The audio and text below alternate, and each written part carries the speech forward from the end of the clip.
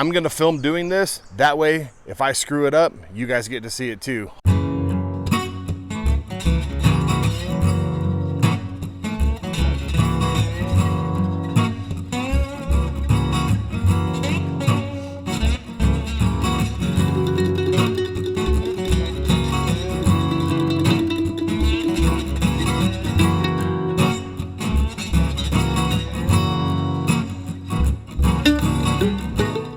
Today's project brings us out to the west side of the farm over here near the corn patch. We've got a maple tree over here that we're getting ready to cut down. I wanted to show you all this chainsaw that I use to do stuff around here. If you're new here, my name's Chad. Welcome to Tabula Rasa Farm.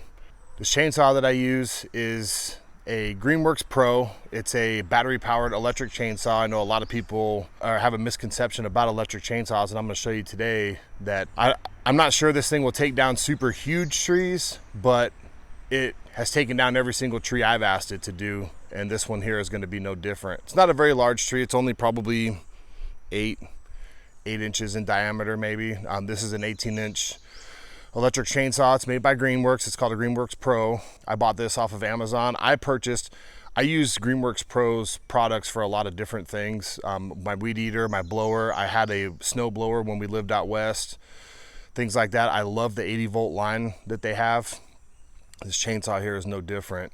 When I purchased this, I already had batteries and a charger for it, so I purchased the tool only by itself on Amazon, and when I purchased it, it was about $170. If you do purchase it right now on Amazon with a battery and a charger, it comes with a 2Ah battery, which is the standard run battery for this chainsaw. It runs you about $270. I went ahead and upgraded because, like I said, I have a large line of Greenworks products. So I upgraded to the 4Ah battery. Now, I'm not affiliated with Greenworks. Kind of wish I was. I've spent a lot of money on these products from them, but this is just a raw review and kind of show you how this thing works, of what I feel about it. So when you purchase this chainsaw with the battery and the charger, like I said, it comes with a 2Ah battery, which I believe on Amazon it stated that it will cut a 4x4 piece of lumber 150 times before the battery runs out. It's pretty close to accurate. It does do really well. It depends on the density of the wood and things like that. I haven't actually cut lumber with it. I usually cut tree limbs. So if I'm cutting pine versus oak, it will be different because oak is a much harder wood. So, but I just wanted to show you the chainsaw I use. We're going to go over here and we're going to take down this tree. So we got the camera repositioned here so you can kind of see where we're heading with this. The house is right here. Here's the tree that we're taking down. I'm trying to basically fall it directly toward the house. Now, I'm not anywhere close to the house, so this is not even going to affect anything. That's just my aiming point. Right here is the corner of our greens bed, and then right here is a power pole. Both of these are in striking distance of this tree. So I'm gonna film doing this. That way, if I screw it up, you guys get to see it too. Hopefully it drops exactly where I want it to, but I'm gonna get over here and I'm gonna cut this tree down and we'll see what happens here. Got the saw, fresh battery, freshly sharpened chain on here. Let's go drop a tree.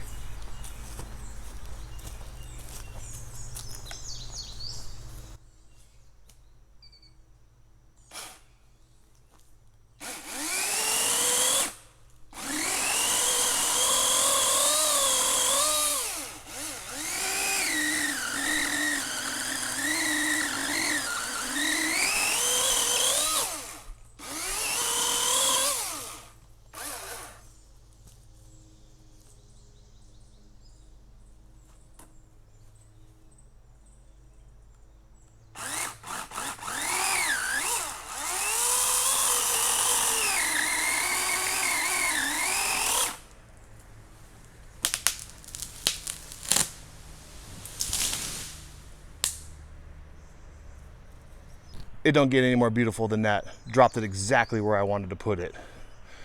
Now I'm gonna go over here and I'm gonna delimb this tree. I got a wood chipper over here. We need some wood chips in the pathways of our gardens over here. So I'm gonna go over here and delimb this tree, get it prepared for the wood chipper.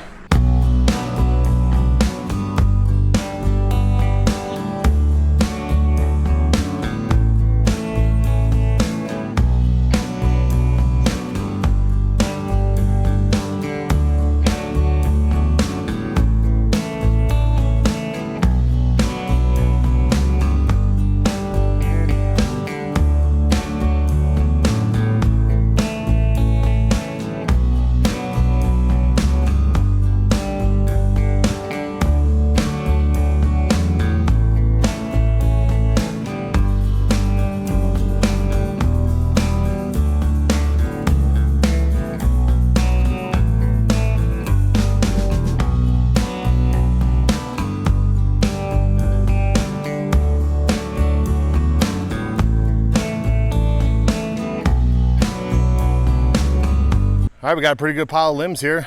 Make some good wood chips for our garden over here. Next thing I'm gonna do now is, I still got a pretty good sized tree laying here. And I've got this log roller deal that will hook onto the log and it rolls it up and it lifts it up off the ground so I can cut it into firewood lengths. You'll see me, I'm gonna do that here in a few minutes, but you're gonna see me lay the saw out to the side. Like I said, I have an 18-inch bar on my chainsaw. So just to make the pieces a little more uniform, we're gonna measure them out to approximately 18 inches. It ain't gotta be perfect. We're not building a house with this stuff. It's just firewood. So I'm gonna go grab that log holder. We're gonna get it cut up.